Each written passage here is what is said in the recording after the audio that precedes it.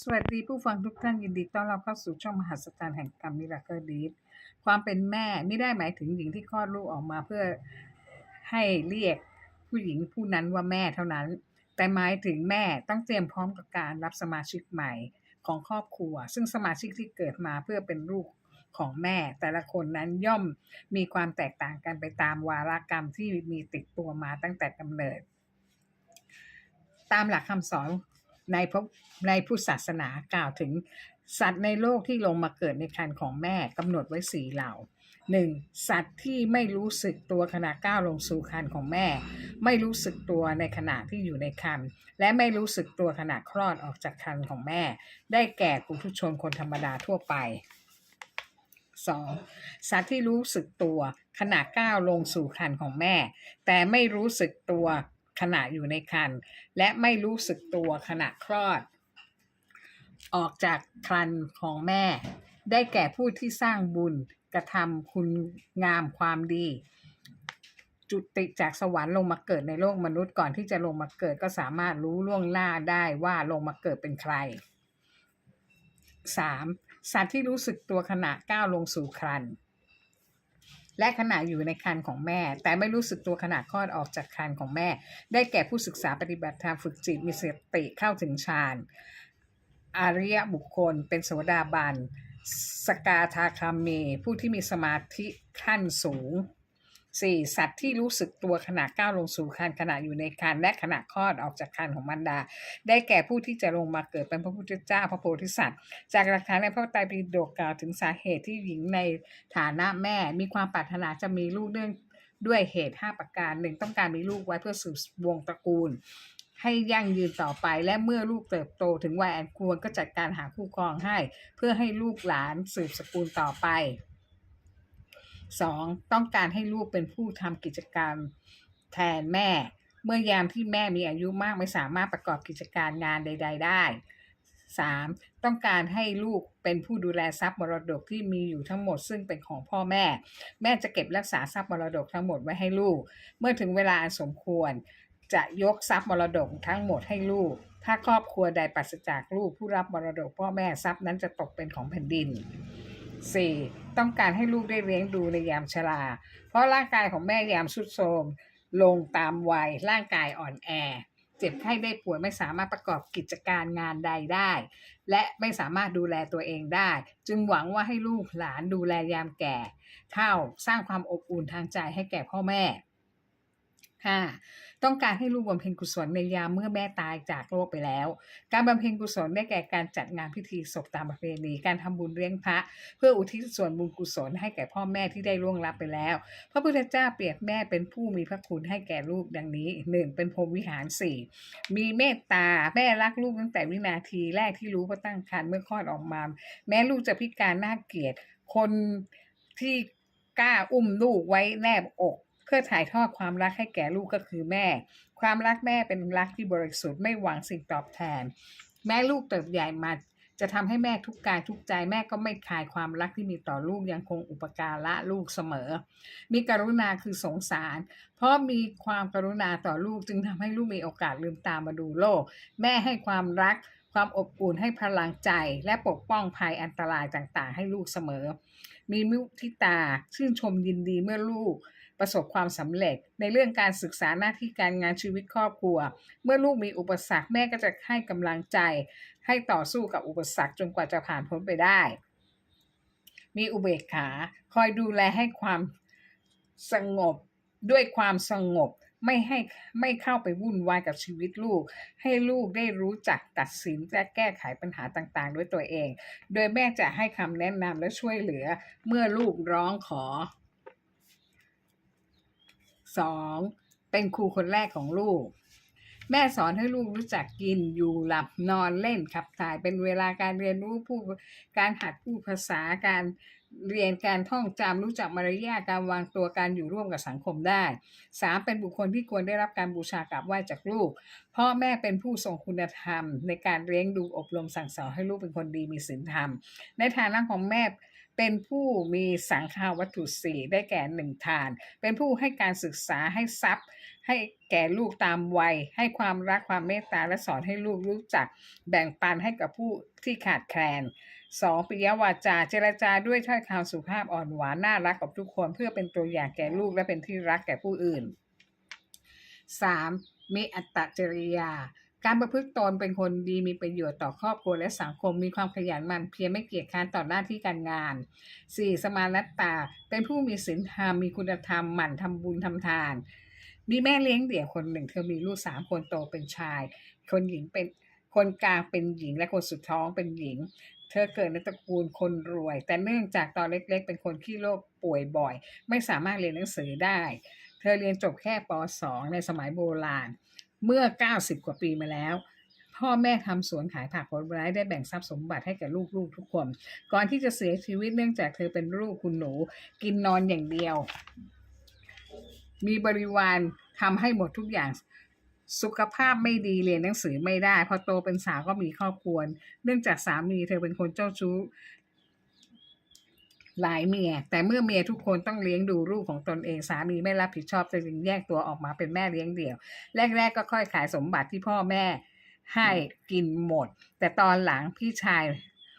มาหลอกให้เธอมาเป็นนายทุนในการซื้อรถแท็กซี่ให้เช่ารายวันเธอจึงขายที่ดินไปทีละแปลงมาลงทุนซื้อแท็กซี่เพราะเห็นว่าเก็บค่าเช่ารายวันแท็กซี่ก็ดีเหมือนกันแต่เธอไม่มีความรู้ว่าต้องทำอะไรบ้างไว้ใจพี่ชายคนเดียวของเธอดูแลกิจการให้ทั้งหมดแรกๆก็ได้ค่าเช่ารายวันดีแต่พอนานวันเข้าเก็บค่าเช่าไม่ได้แถมพี่ชายโกงเงินโกงรถแท็กซี่ไปอย่างสุดไปที่อีกที่สุดท้ายเพราะพี่ชายเธอก็ไม่ตายดีกระอักเลือดตายโดยไม่มีสาเหตุภรรยาพี่ชายก็ป่วยตายลูกชายลูกสาวของพี่ชายก็ป่วยตายถูกยิงตายกรรมที่ครอบครัวพี่ชายได้รับจากการหลอกลวงให้น้องสาวขายที่ดินไปบำรุงบำเรอครอบครัวตัวเองส่วนแม่ยังไม่เข็ดเธออยากมีรายได้จึงขายที่ดินเพื่อมาลงทุนขายข้าวแกงรถเข็นเคลื่อนที่โดยเธอเป็นนายทุนและลงมือทำกับข้าวเองแต่ให้น้องสาวคนสุดท้องเข็นไปขายข้าวแกงตามโรงงานต่างๆที่อยู่ใกล้บ้านขายของได้หมดทุกวันแต่ไม่มีเงินเหลือกลับมาเพราะน้องสาวของแม่ให้ลูกค้ากินข้าวแกงโดยติดเงินแล้วค่อยเคลียร์กันวันเงินเดือนออกลูกค้าหลอกกินฟรีพอถึงเวลาเคลียร์เงินก็หลบหน้าหนีไม่มาเสียลูกค้าไปอีกเงินก็สูญไปอีกหลายหมื่นไม่นานนักน้องสาวแม่ก็ไปมีแฟนใหม่หนีไปอยู่ด้วยกันเนื่องจากตนเองค้าขายไม่เป็นอาศัยจมูกคนอื่นเขาหายใจจึงล้มเหลวเป็นครั้งที่2ครั้งนี้หมดเนื้อหมดตัวแล้วจริงๆเธอจึงไปทำงานเป็นพนักงานทำความสะอาดที่บริษัทสายการบินแห่งหนึ่งเรื่องการกินไม่มีอดแต่เรื่องการเรียนหนังสือของลูก3คนลูกต้องทำงานไปส่งเสียตัวเองเรียนจนจบปริญญาตรีทั้ง2คนคือลูกชายคนโตและลูกสาวคนสุดท้องส่วนคนกลางเรียนจบปวชจากบทเรียนชีวิตที่เธอได้มาทำให้เธอไม่เชื่อใจใครอีกเลยเธอกลายเป็นคนหวงของไม่ยอมให้อะไรใครง่ายๆเพราะของแต่ละอย่างที่ได้มาด้วยความยากลำบากเธอเป็นคนประหยัดมีความอดทนที่สูงมากเป็นหญิงที่แข็งแกร่งไม่ยอมปริปากบ่นถึงความเหนื่อยยากลำบากใดๆให้ลูกได้ยินเลยเธอไม่เคยนินทาให้ร้ายใครไม่สนใจเรื่องของชาวบ้านเพราะเธอบอกว่าทุกคนมีวิบากกรรมที่แตกต่างกันไปต่างคนต่างต้องต่อสู้กับอุปสรรคของชีวิตให้ผ่านพ้นไปให้ได้ชีวิตคนเรามีขึ้นมีลงแต่อย่ายอมแพ้ต่อโชคชะตา2 มือของเราลิขิตชีวิตและอนาคตเราเองจะทำอาชีพใดก็ตามอย่าทำผิดกฎหมายก็แล้วกันอย่าโลภอย่าอยากได้ของใครพอใจในสิ่งที่ตนมีในความสามารถที่เราหามาได้จงภูมิใจในเกียรติและศักดิ์ศรีของตนเองอย่าเอาตัวเองไปเปรียบเทียบกับใครเพราะบุญวาสนาของแต่ละคนทำมาไม่เท่ากันตัวเธอเองไม่ชอบเข้าวัดไม่ฟังธรรมไม่ทำบุญสาเหตุมาจากเธอเห็นเพื่อนเธอคนหนึ่งไปเป็นแม่ครัวที่วัดไปมีความสัมพันธ์กับเจ้าอาวาสที่ชอบใบ้หวยผู้คนก็หลั่งไหลมาทำบุญกันมากมายไม่ช้าเจ้าอาวาสก็ตาบอดเองแม่ครัวก็ยักยอกเงินวัดไปทำอาหารนี่คือสาเหตุที่เธอไม่ศรัทธาในพุทธศาสนา เธอบอกเป็นคนดีเธอชอบช่วยเหลือคนตกทุกข์ได้ยากแต่เธอไม่ยอมทำบุญกับพระและเธอไม่ยอมเข้าวัดอย่างเด็ดขาดต่อมาเธอสงเคราะห์เลี้ยงลูกๆหลานๆของน้องสาวที่ตระเวนไปเล่นไพ่พอท้องกลับมาก็คลอดกลับมาเป็นเช่นนี้มีลูกมากมายแต่ไม่สามารถเลี้ยงลูกได้เที่ยวทิ้งสเปะสปะเธอเป็นพี่สาวทนไม่ได้ก็บอกให้หมอจับน้องทำหมันซะ แต่จากการเรียนหนังสือก็ต้องขยันเรียนเอาเอง แต่เด็กๆมีข้าวกินไม่อดตาย เนื่องจากความยากจนลูกของเธอทั้ง3 คนกลัวจึงขยันเรียนหนังสือ ลูกชายคนโตคือความภาคภูมิใจของแม่ที่จบได้เกียรตินิยมอันดับ1เหรียญทองสอบข้าราชการได้เธอชอบอวดใครๆว่าลูกฉันเก่งลูกชายส่งเสียให้เงินเดือนแม่พอกินพอใช้และเธอก็ได้รับสวัสดิการการรักษาเบิกจ่ายจากกรมบัญชีกลางจึงได้รับการดูแลอย่างดีจากโรงพยาบาลเมื่อเวลาที่ป่วยไข้ส่วนลูกสาวคนกลางแต่งงานมีครอบครัวไม่มีรายได้มาจึงไม่ได้สามารถมาส่งเสียเลี้ยงดูแม่ได้นานๆมาเยี่ยมแม่สักครั้งหนึ่งส่วนลูกสาวคนเล็กจบปริญญาตรีทำงานบริษัทฝรั่งจ่ายเงินเดือนให้แม่เธอแต่แม่ลูกคู่นี้ไม่ถูกกันขัดแย้งกันตลอดเวลาทุกเรื่องแต่จริงๆภายในใจรักกันมากลูกสาวคนเล็กชอบไปทำงานต่างประเทศชอบสอบเข้าองค์การนานาชาติได้หลายครั้งแต่เธอก็ไม่ยอมให้ลูกสาวคนเล็กไปทำงานต่างประเทศทะเลาะกันบ้านแตกลูกสาวคนเล็กด่าว่าเป็นตัวถ่วงความเจริญของลูกกับลูกคนอื่นก็ไม่ไปยุ่งกับเขากับลูกคนเล็กขัดขวางทุกอย่างไม่ให้ไปทำงานต่างประเทศแต่จริงๆแล้วเธอกล่าวว่าลูกสาวคนเล็กจะไปถูกฆ่าตายที่ต่างประเทศจะถูกสามีฝรั่งทำร้ายถ้าทะเลาะกันอีกอย่างเธออยู่คนเดียวไม่ได้เพราะลูกชายและลูกสาวคนกลางไม่มีใครรับเธอไปเลี้ยงดูและเธอก็แก่แล้วเธอจึงฝากชีวิตไว้กับลูกสาวคนเล็กซึ่งลูกสาวคนเล็กก็คือฉันเองที่ต้องออกจากงานมาดูแลแม่20 ปีพอดีเสียสละตัวเองทั้งที่งานต่างประเทศมีมากมายมีฝรั่งหลายอาชีพมาขอเธอแต่งงานมีตั้งแต่ทนายความผู้พิพากษาทหารหมอวิศวกรเจ้าของกิจการหลากหลายอาชีพแต่เธอต้องปฏิเสธผู้ชายเหล่านั้นไปทั้งหมดเพราะไม่มีใครดูแลแม่ที่แก่แล้วเพราะถ้าฉันไม่ดูแลแม่พี่ชายจะเอาแม่ไปไว้บ้านพักคนชราแม่บอกว่าแม่ขออยู่บ้านขอตายอยู่กับบ้านอยู่กับลูกหลานอย่าเอาฉันไปไว้ที่บ้านพักคนชราเลยและฉันก็ยอมไม่ได้ที่จะให้แม่ที่เสียสละชีวิตตัวเองให้แก่ลูกเพราะแก่เท่าลูกจะเอาแม่ไปทิ้งบ้านพักคนชราฉันจึงยอมเสียสละหน้าที่การงานเสียสละชีวิตส่วนตัวเสียสละความรักของตัวเองซึ่งฝรั่งเหล่านั้นบอกไม่เข้าใจทำไมฉันปฏิเสธเขาเมื่อเขามีทั้งฐานะการเงินที่ดี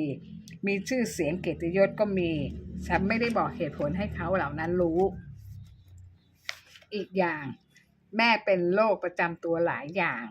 ทั้งความดันไขมันเส้นเลือดหัวใจตีบโรคเกาต์ตาเป็นต้อผ่าตัดเรียบร้อยแล้วเป็นอัลไซเมอร์อีกขณะนี้แม่ก็อายุ95กินอยู่ง่ายมาก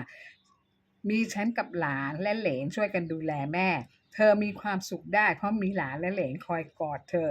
แย่เธอให้เธอหัวเราะมีฉันคอยทะเลาะกับเธอเพื่อกระตุ้นความทรงจำให้กับเธอฉันเพิ่งเข้าใจว่าแท้ที่จริงแล้วแม่และฉันต่างกันรักกันมากทุกอย่างที่ขัดแย้งเพื่อไม่ให้ฉันมีอันตรายแต่แม่เป็นคนที่ปากแข็งไม่เคยพูดคำว่าแม่รักลูกเลยพยายามที่สิ้นแม่แล้วฉันจึงเข้าใจว่าความรู้สึกของแม่ว่ารักฉันมากกว่าใครๆคำพูดสุดท้ายของแม่ในวันสุดท้ายตอนที่ฉันจะกลับจากโรงพยาบาลเพราะหมดเวลาเยี่ยมแม่พูดว่าขอให้ลูกโชคดีนะแม่ไม่เป็นอะไรไม่ต้องห่วงแม่นะฉันตอบไปว่าทำไมไม่อวยพรให้ลูกรวยเป็นเศรษฐีจะได้พาแม่ไปเที่ยวด้วยกันแม่ตอบว่าความโชคดีครอบคลุมหมดทุกอย่างแล้วฉันจะได้รับทุกอย่างเมื่อแม่ตายฉันตอบไปว่าแม่ยังไม่ตายหรอกนะเดี๋ยวกลับบ้านได้แล้วแม่อย่าดื้อกับหมอและพยาบาลกันละกันจะได้ไม่เจ็บตัวฉันไม่รู้ว่านั่นคือบทสนทนาสุดท้ายที่ได้พูดกับแม่เพราะหลังจากนั้นไม่กี่ชั่วโมงโรงพยาบาลโทรมาบอกว่าแม่เสียชีวิตแล้วขอให้แม่ไปสู่ภพภูมิที่ดีรักแม่มากนะจากลูกดื้อคนนี้ ที่ไม่เคยบอกรักแม่เลย ฉันเรียนรู้อะไรหลายอย่างจากแม่ที่แสนดีของฉันรักแม่ตลอดกาลขอบคุณแม่สวัสดีค่ะ